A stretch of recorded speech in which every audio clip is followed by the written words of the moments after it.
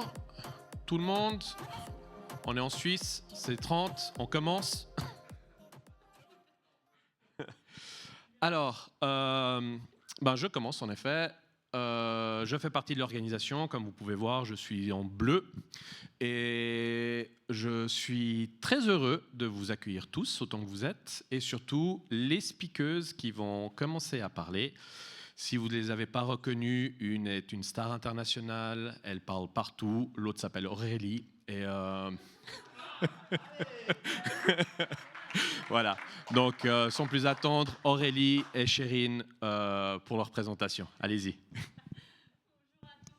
Et merci d'être là. Vous êtes dans un talk un peu particulier, parce que vous n'êtes pas là pour nous écouter, vous êtes là pour participer et faire la compétition entre vous, parce que c'est un quiz autour des containers et OCI. Donc, sans plus attendre, je vous présente Aurélie Vache, la speakeuse internationale. Donc, bienvenue à Question pour un conteneur.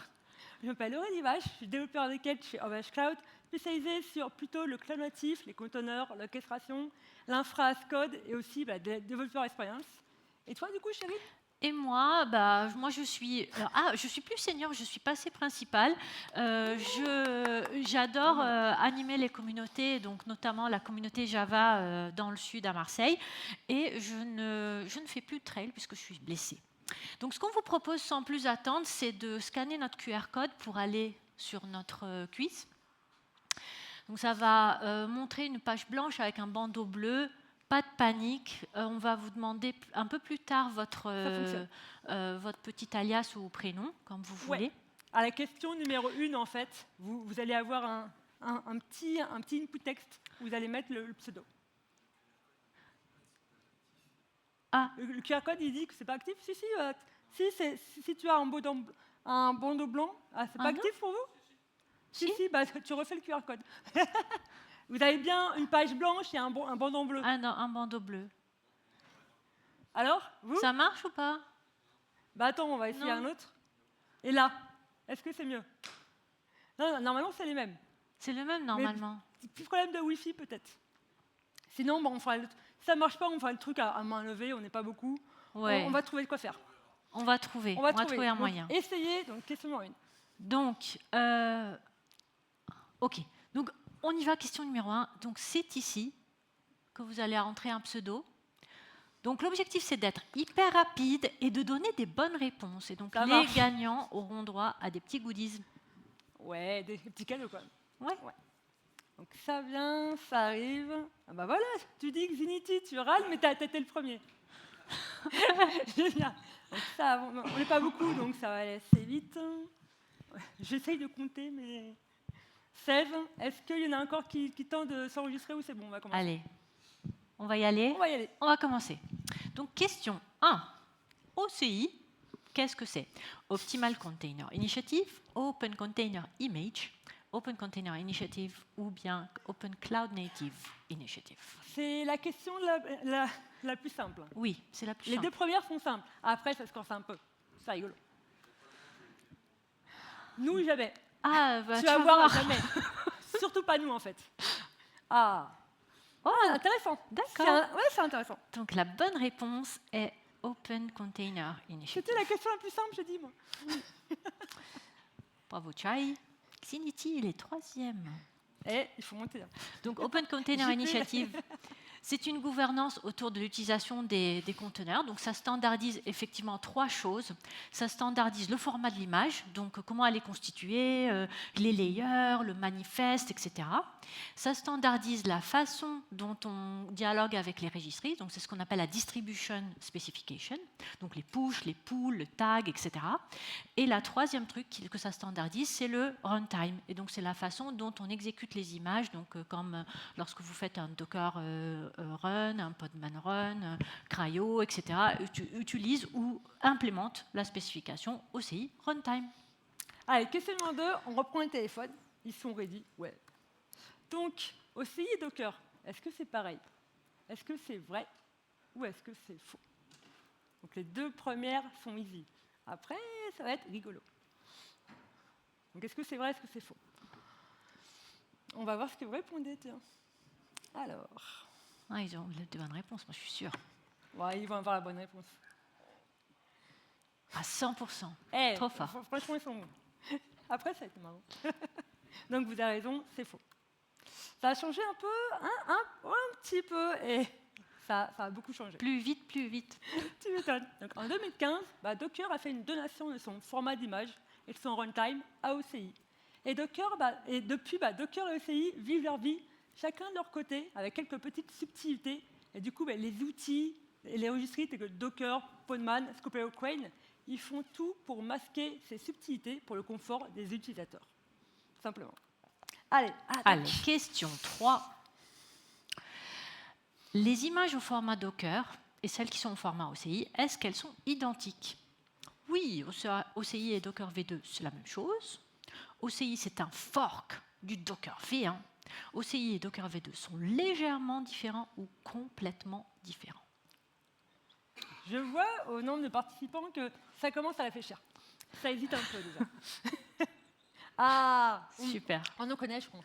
Oh, la majorité, vous avez la bonne réponse, qu'ils sont légèrement différents. Donc, on ne joue pas sur les mots ici, on va tout vous expliquer. Donc, on va vous expliquer ça en démo. Donc, ce qu'on a fait, c'est qu'on a fait un save en fait, de la même image sur le disque, une fois au format OCI, une fois au format Docker, et on va faire une diff entre les manifestes. Donc d'abord, le manifeste au format OCI, il est dans un répertoire sous blob SHA-256, etc. Et donc là, on voit qu'on définit le media type. Donc on dit que c'est une image OCI avec le media type, on a le config et on a la layer. Chaque layer, donc y compris la config, ont un hash pour les définir d'une manière unique. Donc si le contenu change un petit peu, on le saura. Et donc, du coup, si on s'amuse à faire un diff entre ce manifeste au format OCI et le manifeste au format Docker, patatras. En fait, le seul truc qui diffère entre les deux, ce sont des media types. Donc, ça veut dire que le contenu du manifeste est le même autrement, et des layers aussi. Et donc, vous allez dire, ah super, en fait, ils ont réinventé la roue et il s'appelle standard. En fait, non, parce que cette ouverture, c'est ce qui va permettre en fait, à OCI et aux containers de véhiculer plein d'autres choses à part des trucs qui sont runnable en termes de containers. Donc Helm, par exemple, il y a 3 ans à peu près maintenant, ils ont modifié leur CLI pour vous permettre d'envoyer un chart Helm directement dans la registry. Donc là, avec cette petite commande, je suis en train de pousser le tar.gz en format image OCI dans le registry.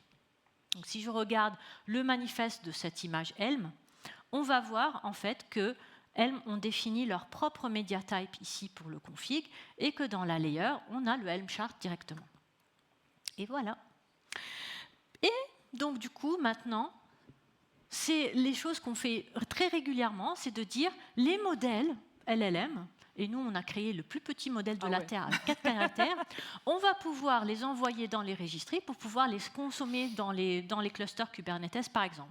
Donc là on a défini notre propre artifact type, comme vous pouvez le voir, et on vient de le pousser dans ma registrie locale. Voilà. C'est cool.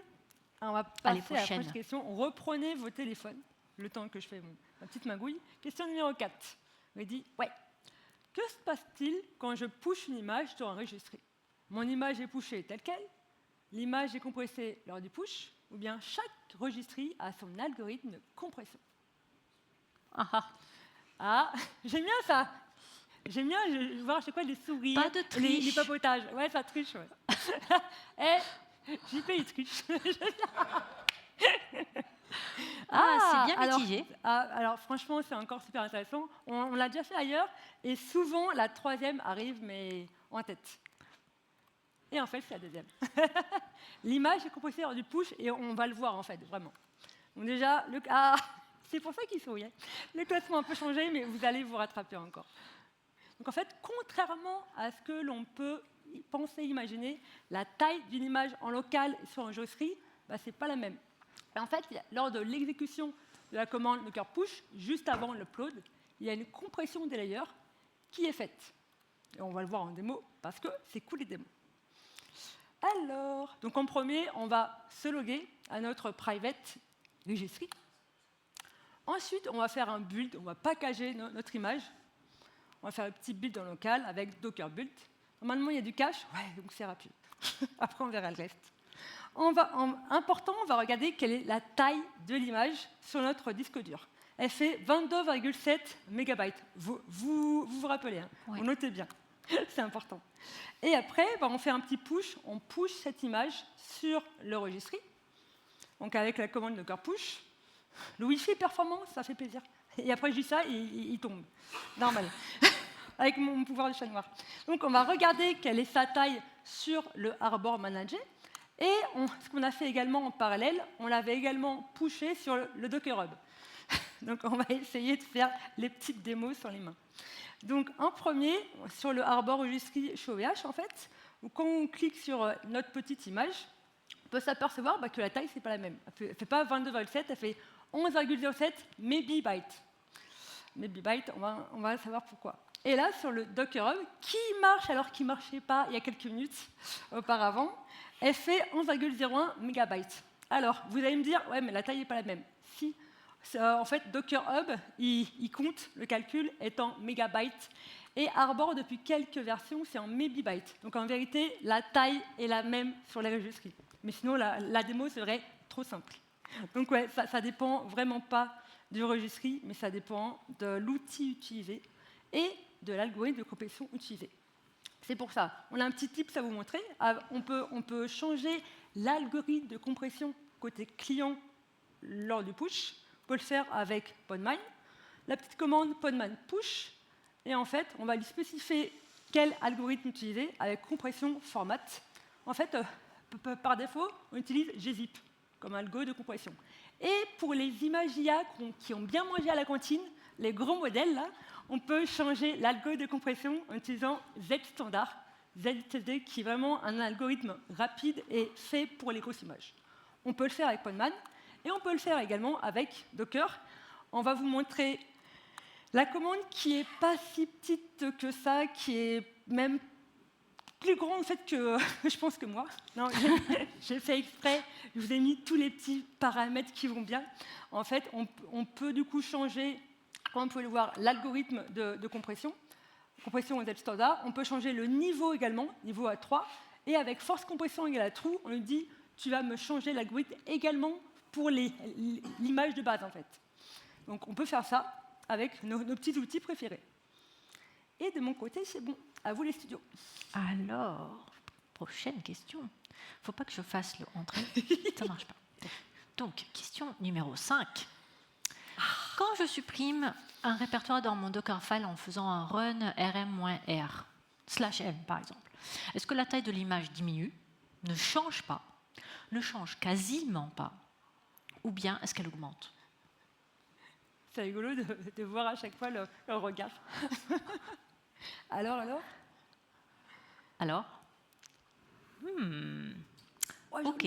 Ok. La bonne réponse, c'est qu'elle ne change quasiment pas. Et je sais que, encore une fois, ce n'est pas un jeu de mots. On va vous expliquer. Donc, quand on fait ce run RM, en fait, on ne touche pas les layers qui sont déjà dans l'image. On va rajouter une layer. Cette layer va contenir un fichier de plus. C'est pour ça que ça augmente un petit peu. Mais en fait, c'est 0 octet ce fichier. Ce fichier, c'est le .wh pour whiteout, donc comme le type X en fait.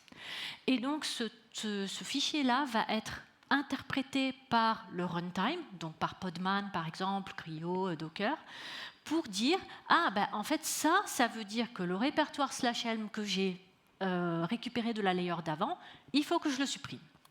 Donc, on regarde ça en démo. Donc, j'ai un répertoire dans lequel j'ai un répertoire Helm et son chart, par exemple, et un container file. Donc, pas de panique. Container file, c'est le nouveau nom par la spec OCI du Dockerfile. Donc, ça contient exactement la même chose. Ici, vous voyez que je rajoute le répertoire Helm, puis je le resupprime à la ligne 4. Et donc, on build. Et puis, plutôt que de le pusher sur une registry, je fais un save. On va aller voir le répertoire et voir son contenu. Donc c'est une image, rien de plus de différent, avec le manifeste JSON, les layers, etc. Si je fais une petite boucle là sur les layers et que je dis récupère-moi les fichiers qui s'appellent Helm dedans. Donc là, je vois que j'ai cette layer qui correspond. Elle contient encore le fichier, le chart, et j'ai le point wh.helm ici, qui fait 0 octet. Et voilà. Donc, quand vous réparez ou patchez des images pour enlever des librairies qui sont défectueuses, ne faites pas rm-r, ça ne suffit pas. Question numéro 6 à l'attaque. L'image que je build fonctionne partout. Ben oui, build once, deploy anywhere. Ou bien ça dépend, ou bien c'est faux.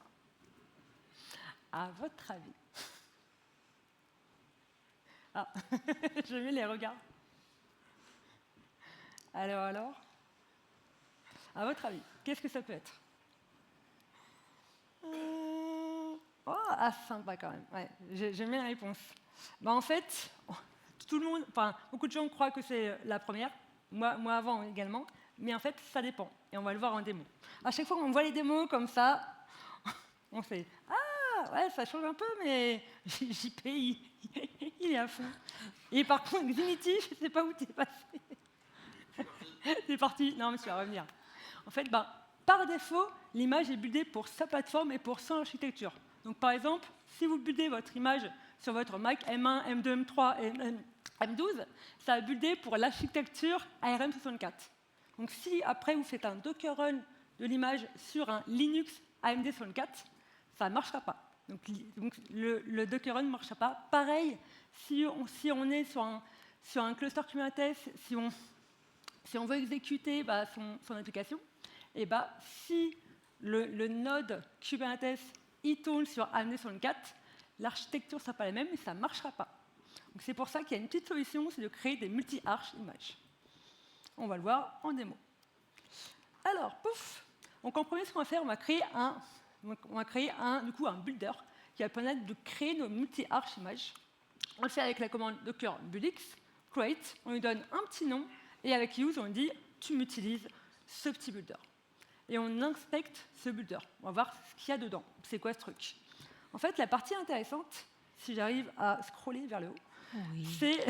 je suis forte. C'est la liste des plateformes. Donc, avec ce builder, on va pouvoir créer des images pour différentes plateformes et architectures. Là, ce qui nous intéresse, c'est AMD64 et RAM64, mais on aurait pu également builder des images pour d'autres architectures. Donc franchement, c'est intéressant à savoir. Pour des cas d'utilisation, ça peut être cool. Donc on va builder notre image pour nos deux architectures qu'on a déjà dit, ARM et AMD64, et on va la pusher directement sur le registry grâce au paramètre push. Tu builds et tu push, et on spécifie les deux architectures qu'on veut et le builder qu'on utilise. Donc normalement, ça va assez vite. Ça cross-compile là sur toutes les archives qu'on a demandées là. Ouais, donc là, il a fait son micmac, il a pushé. Normalement, c'est cool. Donc là, on va afficher le manifeste. On va vraiment vérifier et on va utiliser un petit outil qui s'appelle Crane. Donc vous allez voir, on utilise pas mal d'outils. Là, c'est encore un nouveau, Crane Manifest. Il y a quoi dans ce manifeste? Alors, si on remonte un peu, on peut voir que vraiment, l'image, dans son manifeste, il y a bien les deux architectures que l'on veut. Donc ça, c'est good. On a bien fait le travail.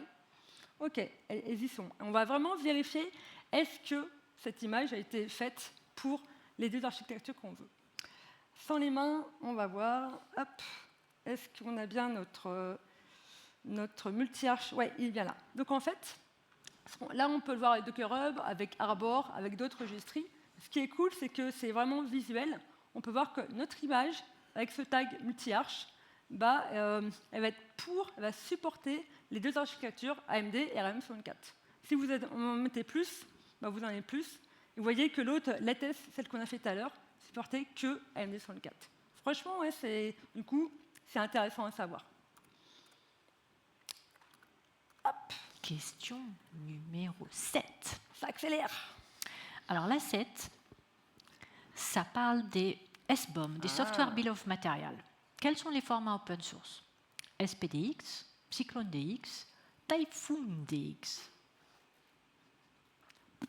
C'est possible. J'ai mis le... Alors, la prochaine fois, on va mettre... Si tu veux. Ce sera un copyright. En copyright, je mettrai... Ah, sympa. Donc, il y avait effectivement 2 bonnes réponses. C'est SPDX et CycloneDX. Donc, c'est les 2 formats open source. Et Typhoon, Eh bien, ça n'existe pas. c'est une pure invention en fait. Il y a Cyclone, il y a Typhon. Ça passe. Il faut l'inventer. À toi de l'inventer demain. Donc, pour la petite parenthèse, les SBOM, c'est quelque chose qu'on va beaucoup faire avec les supply chains. Donc, ça permet d'avoir un inventaire de tout ce qui compose notre image depuis le début jusqu'à la fin, donc y compris les OS s'il y en a, les librairies, etc. Donc, très important pour gérer tout ce qui est licence, vulnérabilité, tout ça. Donc, il y a deux formats open source qui sont en tête en ce moment. C'est SPDX, il est poussé un peu par la Linux Foundation et il a une certification 5962. Il est assez verbeux comparé à CycloneDX qui, lui, est poussé par OWASP depuis 2017. CycloneDX, il est beaucoup plus orienté automatisation, pipeline, vulnérabilité, scan, etc. Que choisir? OCI ne choisit pas pour vous. C'est un petit peu difficile de choisir parce que ça dépend un peu de ce que vous avez essentiellement pour lire les SBOM par la suite. La majorité des outils qui génèrent des SBOM supportent les 2 formats, donc il n'y a pas de souci, choisissez ce qui va pour votre infrastructure, environnement. Donc, en démo un petit peu, donc, là, je vais utiliser un outil qui s'appelle Trivi pour générer en fait un SBOM. Donc là, vous voyez, le format, c'est SPDX JSON, parce que oui, j'ai oublié de vous dire que SPDX existe en gRPC autrement et en XML. Ça existe encore ? Oui, ça existe encore. Donc là, on voit bien qu'il a détecté qu'il y avait une alpine et qu'il a détecté un langage, évidemment Go. Donc, on peut utiliser pour le visualiser BOM, qui est un outil qui est fait par SIG Kubernetes ou Kubernetes 6, je ne sais plus. Mais du coup, avec un BOM Document Outline, on peut voir de cette façon-là notre SBOM. Donc on voit bien qu'il a détecté notre container Gopher API et l'Alpine avec l'ensemble des dépendances en fait, et donc avec leur version, etc. Donc, Trivi n'est pas le seul à pouvoir nous générer du SBOM. On peut aussi le faire avec Docker Scout, par exemple, avec une commande telle que celle-ci. On peut faire avec Podman en spécifiant le scanner commande en paramètres. Et on peut le faire également avec Sift. Et donc, du coup, là, j'ai envoyé les 3 commandes sur la même image. À votre avis, est-ce que le SPDX généré, est-ce qu'il est le même? Si jamais je génère... Ah oui, pardon, j'ai oublié de vous dire qu'il y a BOM aussi qui peut générer le SPDX. Mais du coup, le SBOM que j'ai généré par ces 4 outils pour la même image, il n'est pas le même en fait. Et donc ça, c'est toute la subtilité de l'environnement de génération des SBOM, c'est que comme les outils utilisent des techniques différentes pour détecter le contenu de votre image, eh ben, c'est pas le même contenu. Enfin, donc pour finir, n'oubliez pas, c'est très important que le SBOM il soit poussé dans la registry à côté de votre image, puisque c'est de là qu'il va être consommé par votre container, par votre cluster Kubernetes par exemple. Donc là, j'utilise Horace, qui est le OCI Registry as a Storage, parce que c'est un registry local. Et donc du coup, cela vous permet donc notamment d'attacher avec toute une panoplie, vous voyez, d'annotations, d'artifact type, etc. Ça me permet de pousser le SBOM à côté de l'image. Donc, on va pouvoir faire un Horace Discover de l'image pour voir effectivement comment le SBOM a été rattaché à l'image par la Referrers API. Donc là, on voit bien l'image tout en haut avec son digest et on voit le SBOM qui est rattaché. Voilà. Donc on peut également regarder ça sur la registry, donc sur Arbor ici. Donc là, vous voyez, là, j'ai pas encore rafraîchi, je vois que la partie SBOM, elle est encore no SBOM. Et donc si je rafraîchis, j'ai bien les SBOM details qui apparaissent ici. Donc là, avec le petit chevron, je vois bien le Arbor artifact qui vient se rajouter à mon image pour étayer mon image. Voilà. À vous, madame. Et dernière question. Donc là, il faut être rapide pour cumuler un peu des points. Dernière question, du coup. Avec cosine, je vais même dire avec la dernière version de cosine. Quand je signe une image, la signature est une layer en plus de l'image, un nouveau tag ajouté à l'image, une copie de l'image ou bien un artefact qui référence l'image. Je répète, c'est avec la dernière version de cosine. Alors, Il y en a qui ont essayé, ils ont eu des problèmes. bien. Ouais, je pense que la répétition a pu faire que vous avez répondu.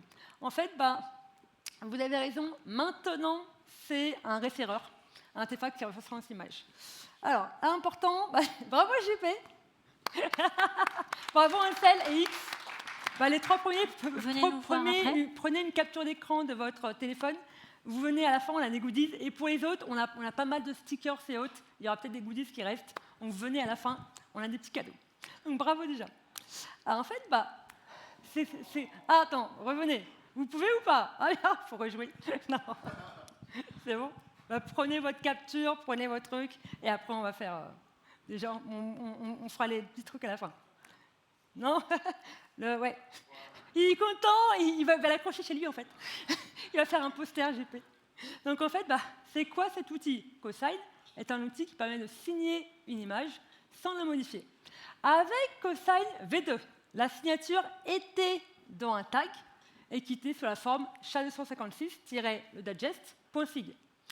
Mais avec la dernière version de Cosine qui est sortie il n'y a pas très longtemps, sinon c'est pas rigolo de faire un talk sans avoir des petites modifs de démo à la dernière minute, si on ne rigole pas.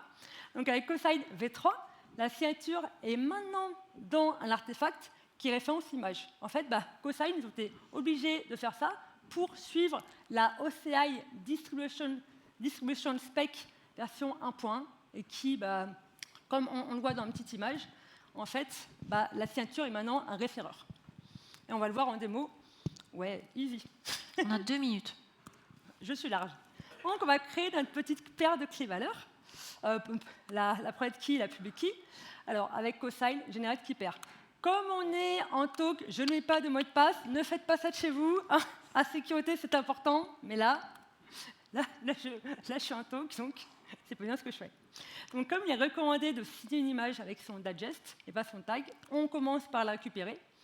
On se copie, on inspecte. On récupère le digest qui va bien. Avec le petit GQ, comme ça, on n'a que le champ. Et on va pouvoir signer notre artefact OCI et le pusher sur le registry. Avec cosine sign, on lui dit la clé est là, Y, oui, tu m'approuves, oui, tu me signes bien l'image.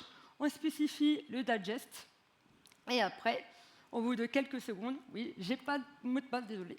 Au bout de quelques secondes, ça génère la clé et ça l'envoie sur le registry.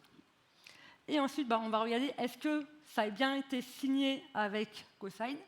Grâce à la commande cosine verify. On peut faire ça.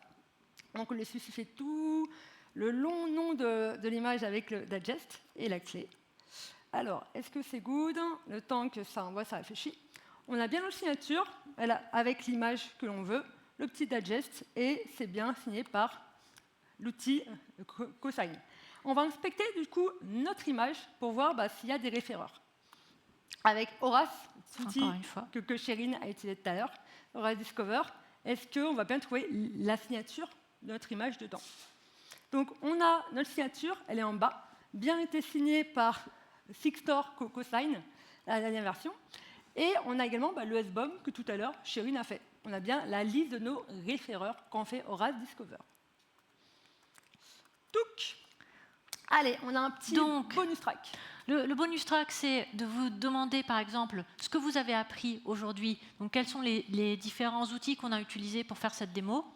Est-ce que vous vous souvenez de quelques outils qu'on a utilisés? Nous le dire en fait là maintenant. Les outils. Quels outils on a utilisé? Podman. Ouais, oui. Il y en a un Podman.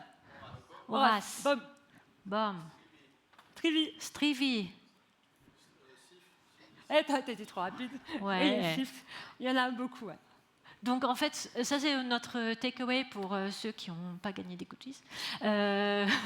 Donc, un outil, un super pouvoir. Ça permet un petit peu de vous rappeler. Donc, il y en a plein d'autres qu'on n'a pas cités. Donc, n'hésitez pas à utiliser en fait ceux qui correspondent à votre cas d'usage. Donc sans oublier effectivement les deux mastodontes Nos petits chouchous, en fait. avec tout leur écosystème qui s'élargit en fait tous les jours. Donc voilà, on vous remercie d'avoir assisté à notre conférence et on espère que vous avez appris des choses. Merci. Bravo.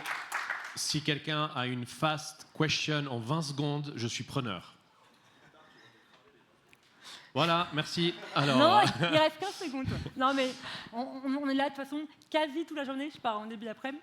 Mais on est là, vous venez, il y a des petits goodies, on a la bonne humeur, la Ouais. joie et peut-être des connaissances. On verra. N'hésitez pas à venir nous N'hésitez voir par la suite. Un petit si vous- feedback. voilà. Alors, par applaudissement, on a des cadeaux pour les speakers, mais il faut d'abord savoir si elles l'ont mérité. Encore une fois, s'il vous plaît, applaudissez-les pour qu'elles le gagnent.